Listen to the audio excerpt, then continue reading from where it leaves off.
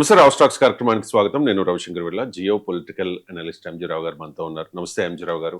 Trump కి మళ్ళీ తిక్కలేసినట్టుగా కనిపిస్తోంది. ఒక పక్క శాంతి చర్చలు అంటూ ఉన్నాడు, నేనే గెలిచాను అని ప్రగల్భాలు పలుకుతూ ఉన్నాడు. మరోవైపు ఈ గ్రౌండ్ ఫోర్సెస్ ని ఇరాన్ భూతాల మీదకి పంపించే ప్రయత్నం కూడా చేస్తూ ఉన్నట్టుగా తెలుస్తోంది.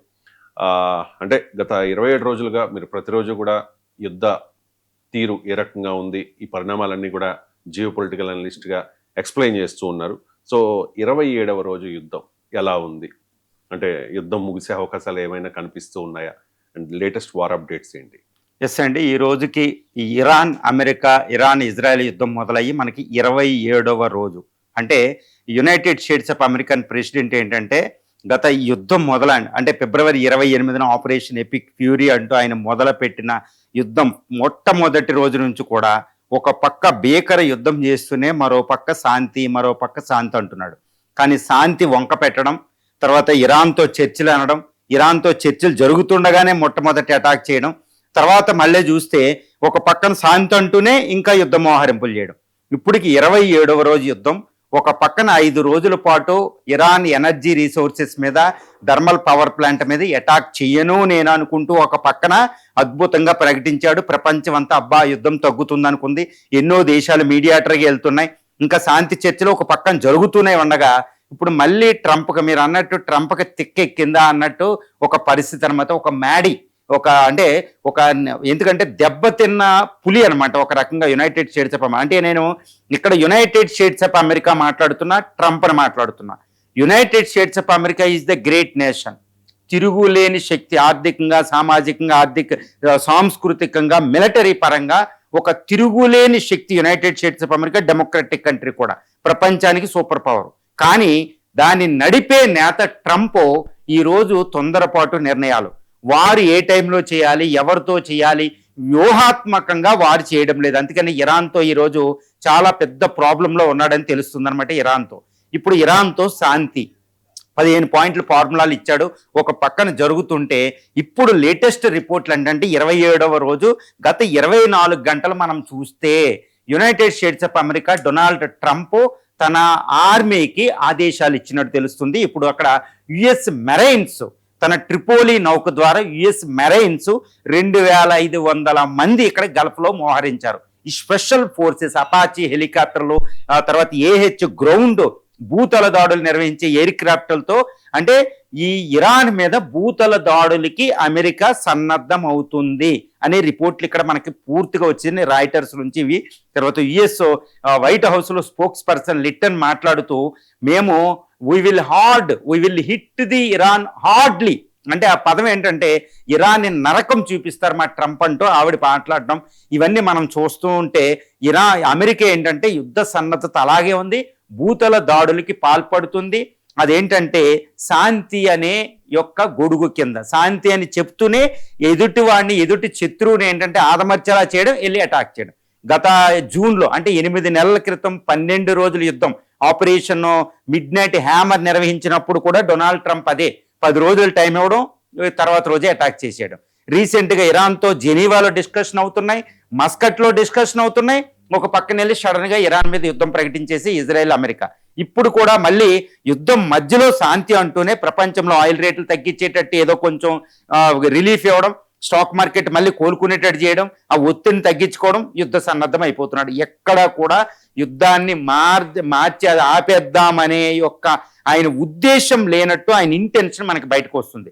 ఇప్పుడు ఆయన 2500 మంది మెరైన్ ఫోర్సెస్ని అక్కడ మోహరించడం, దాంతోపాటు ఇప్పటికే అక్కడ గల్ఫ్లో ఉన్న 50,000 మంది ఆర్మీ అక్కడ ఉండడం, ఎయిర్ క్రాఫ్ట్ క్యారియర్, ఇంకా యుఎస్ఎస్ అబ్రహం లింకన్ అక్కడే ఉంది, యుఎస్ఎస్ గెరాల్డ్ ఫోర్ట్ వెనక్కి వెళ్ళడం జరిగింది. కానీ వందలాది షిప్పులు, న్యూక్లియర్ సబ్మెరైన్స్ ఇవన్నీ అక్కడే ఉన్నాయి. ఆర్మీ ఎయిర్ బేసెస్ అక్కడ కూడా 27 ఉన్నాయి. గల్ఫ్ కంట్రీస్లు కోఆపరేషన్ తీసుకోవడం, ఇంకా కొన్ని కంట్రీస్లు సపోర్ట్ తీసుకోవడం, హర్మూజ్ స్ట్రైట్ను ఓపెన్ చేయించడానికి ఇరాన్లో రిజైమ్ చేయించడం అనే లక్ష్యాలు అక్కడ మారలేదు.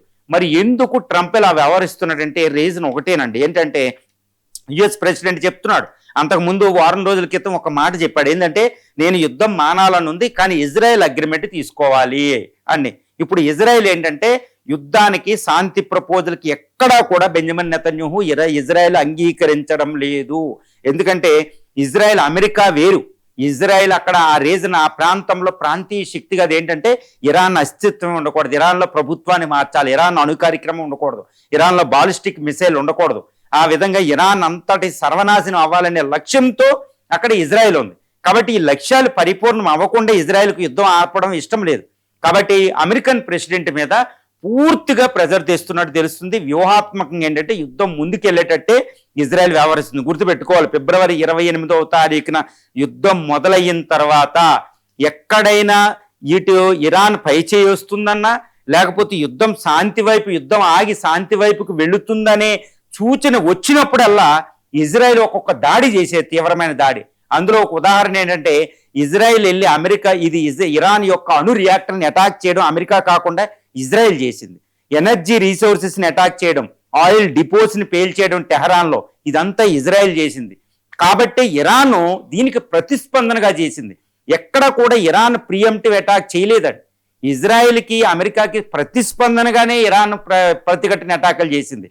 అదే ఈ యొక్క కాబట్టి ఈ విధంగా చూస్తే ఇజ్రాయెల్కి ఏంటంటే యుద్ధం నడవాలి, ఇరాన్ నాశనం అవ్వాలి, అప్పుడు దాకా ఆగడం లేదు. అంటే ట్రంప్ మీద ఈ జూయిస్ లాబీ భయంకరంగా ఒత్తిడి తెస్తున్నట్టు తెలుస్తుంది. అందుకే ఇప్పుడు మళ్ళా డొనాల్డ్ ట్రంప్ భూతల దాడులకు పాల్పడుతున్నారు.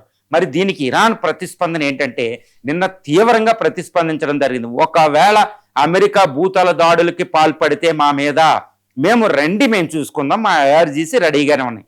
దీంతో పాటు ఇంకొక బాంబ్-షెల్ అంటే 27వ రోజున గత 24 గంటల్లో ఇరాన్ ఎంతటి బాంబ్-షెల్ పేల్చిందంటే ఒకవేళ మీరు ఇరాన్లోకి మీ యొక్క marines, special forces, US army, paratroopers దిగితే మా నేల మీద అడుగు పెట్టిన మరుక్షణం మా IRGC Islamic Revolutionary Guards Corps దుబాయ్ని, UAEని, ఖతార్ని ఆక్యుపై చేస్తాం. మేము కూడా ఆ దేశాల్ని మేము ఆక్యుపై చేస్తాం. ఎంటైర్ గల్ఫ్ రీజన్ని మేము అదుపులో తీసుకుంటాం. మా ఆర్మీ కూడా రెడీగా ఉందండి. ఇది చాలా తీవ్రమైన వార్నింగ్ ఇరాన్ నుంచి అని చెప్పొచ్చు. ఇప్పుడు దుబాయ్ని ఆక్యుపై చేసుకోవడానికి పెద్ద ఇష్యూ కాదు ఇరాన్కి, ఎందుకంటే UAEలో సైన్యం ఏమీ లేదు. తర్వాత ఖతార్లో సైన్యం సరిగ్గా ఏముండదు. IRGC ఫోర్సెస్ అది it's a matter of hours అనమాట. వాళ్ళు దిగేస్తే వీళ్ళు సంసిద్ధంగా కూడా లేరు. అమెరికన్ ఫోర్సెస్ అక్కడ బిజీ అయ్యి ఉంటాయి, వాళ్ళు ఏమీ చేయలేరు. కాబట్టి ఇరాన్ మీదకి అమెరికా సైన్యం వెళ్తే IRGC ఫోర్సెస్ ఇరానియన్ సైన్యం ఖతారు, UAEలకి దిగుతారు, UAE, దుబాయ్. ఇవి అంటే ఎలా ఉండబోతుందో చూడండి. మరి అమెరికా, మరి ట్రంప్ దీన్ని బట్టి చూస్తుంటే ట్రంప్ మళ్ళా తిక్క పని చేస్తున్నాడా, మళ్ళీ ఒక చాలా అంటే వ్యూహం లేకుండా ఒక రకంగా మళ్ళీ ప్రపంచాన్ని ఆందోళనకు గెంటుతున్నాడని చెప్పొచ్చు. ఇప్పటికే ప్రపంచం అంతా అల్లకొల్లోలం అయిపోయిన పరిస్థితి. ఇప్పుడు 27వ రోజు చూస్తే భారతదేశంలో కూడా ఒక లాక్డౌన్ పరిస్థితి, పెట్రోల్ బంకుల దగ్గర queue, panic bookings, gas bookings, తర్వాత వర్క్ ఫ్రమ్ హోమ్లు ఇండియాలో స్టార్ట్ అయిపోయినాయి.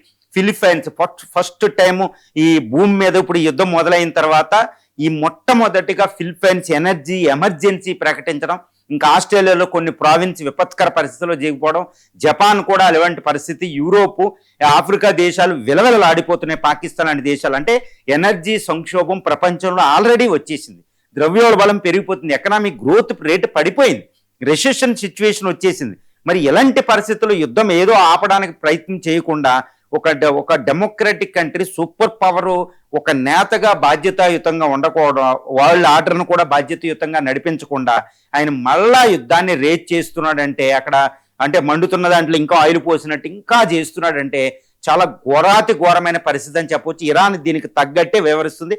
అసలు డొనాల్డ్ ట్రంప్ శాంతి అంటేనే నమ్మే పరిస్థితులు ఇరాన్ లేదు. డొనాల్డ్ ట్రంప్ శాంతి అంటేనే అమెరికన్స్ కూడా నమ్మే పరిస్థితి లేదు.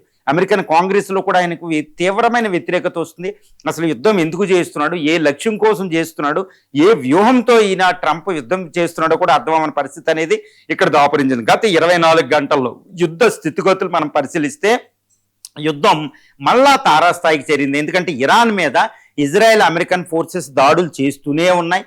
తర్వాత ఈ నాతాంజ్లో అణు రియాక్టర్ పేలిందని తెలుస్తుంది. ఫస్ట్ టైం అక్కడ రేడియేషన్ కూడా లీక్ అయినట్టు తెలుస్తుంది. ఇది చాలా తీవ్రంగా పరిగణించే ఒక అంశంగా ఇరాన్ సూచిస్తుంది అనమాట. దీనికి ప్రతిస్పందనగా అంటే ఇజ్రాయిల్ అణు రియాక్టర్ని పేల్చడం వల్ల అక్కడ రేడియేషన్ కూడా ఫస్ట్ టైం లీక్ అవుతుంది అనే సందేహం మొట్టమొదటిగా వ్యక్తమైందనమాట. అంటే ఇరాన్లో ఉన్న అణు రియాక్టర్లన్నీ సర్వనాశనం చేయడానికి ఇజ్రాయెల్, అమెరికా డిసైడ్ అయిపోయినాయని తెలుస్తుంది, శాంతి ఎలా ఉన్నా కానీ. తర్వాత ఇరాన్ కూడా దీనికి ప్రతిస్పందనగా ఇటు సౌదీ అరేబియా, UAE, ఖతారు, ఇజ్రాయెల్ వీటి మీద తీవ్రమైన అటాకులు చేసినట్టు తెలుస్తుంది. ఇజ్రాయెల్ ఏంటంటే ఈ హిజ్బుల్లా స్థావరాలు ఉన్న లెబనాన్లో సౌత్ పార్ట్ని ఆక్యుపై చేసుకోవడానికి భూతల దాడులు ఆల్రెడీ నిర్వహిస్తుంది.